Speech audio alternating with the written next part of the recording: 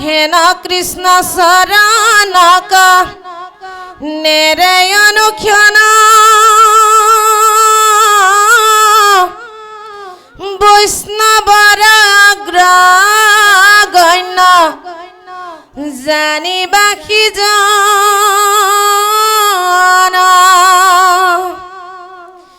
বিষয়ৰ সন্তাপ কামে চলাইবে কমন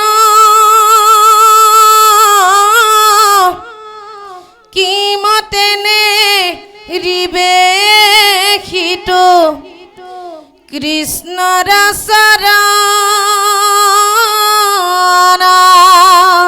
কৃষ্ণ কৃষ্ণ পৰম কৃপালু বাপ সমস্ত আই সমস্ত আমি আপোনাৰ খবৰ মাজত অকণমান সময়লৈ হ'লেও এই বৈকুণ্ঠৰ কল্পতৰু ভাগৱত শাস্ত্ৰভাগৰ অকণমান কীৰ্তন কৰা হৈছিল। ইয়াত হয়তো অনেকখিনি অপৰাধ হ'ব পাৰে।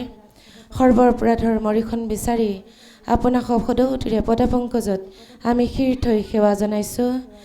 আপোনাক সবে আমাক যেন এই অভাজনক আপোনাক খবৰ শীৰ্ষণত ঠাই দিয়ে, সেয়েহে আমি আপোনাক খবৰ ওচৰত আমি আসনৰ পৰা সেৱা ধৰিছোঁ।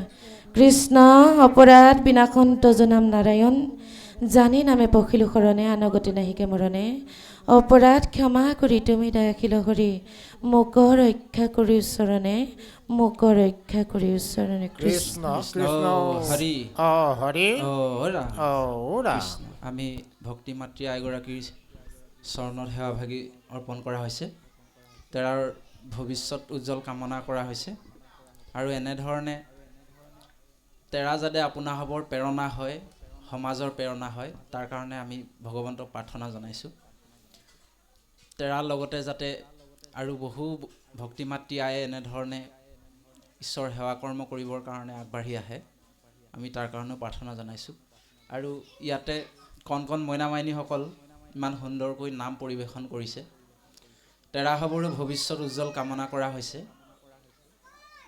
আমি আচলতে ল'ৰা ছোৱালীবিলাকক বেছিকৈ আধ্যাত্মিকতাৰ জ্ঞান দিয়াৰ প্ৰয়োজন আছে আজিৰ তাৰিখত।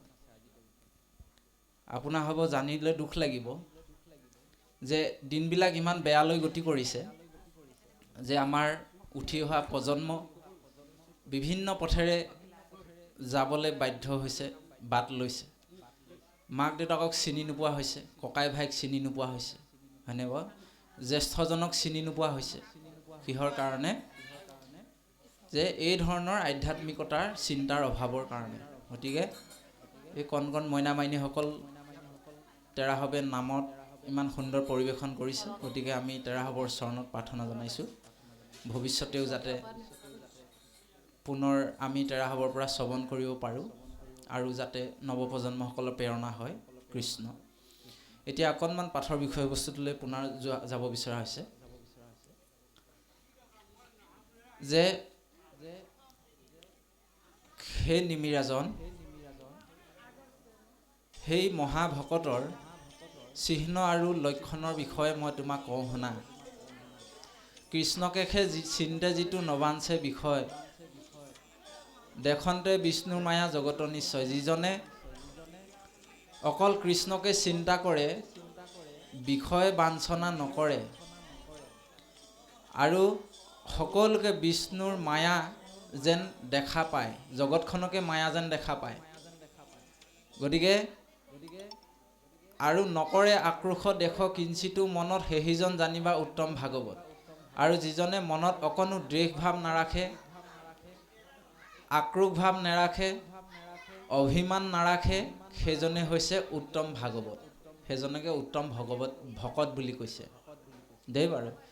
আৰু আপুনি মই ভকত সকলো দ্বেষহীন হ'ব লাগিব আৰু অহংকাৰহীন হ'ব লাগিব।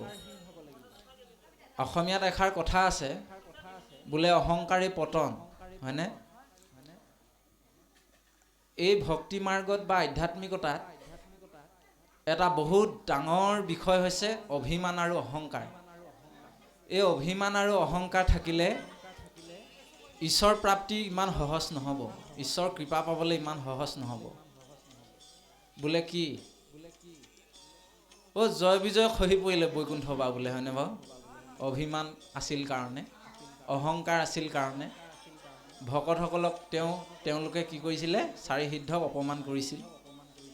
বিভিন্ন কাৰণ আছে, কিন্তু তাৰ ভিতৰত এইটোও এটা কাৰণ যে তেওঁলোকৰ অভিমান আৰু অহংকাৰ থকাৰ কাৰণে বৈকুণ্ঠৰ পৰাও খহি পৰিবলগীয়া হৈছিলে। তেতিয়াহ'লে আপুনি মই কোনটো খেতিৰ মূলা, হয়নে নহয়? আৰু এইপিনে ৰুক্মিণীয়ে এদিন ভাবিছিলে মনে মনে, বোলে মোকে বহুত ভাল পায়, হয়নে বাৰু?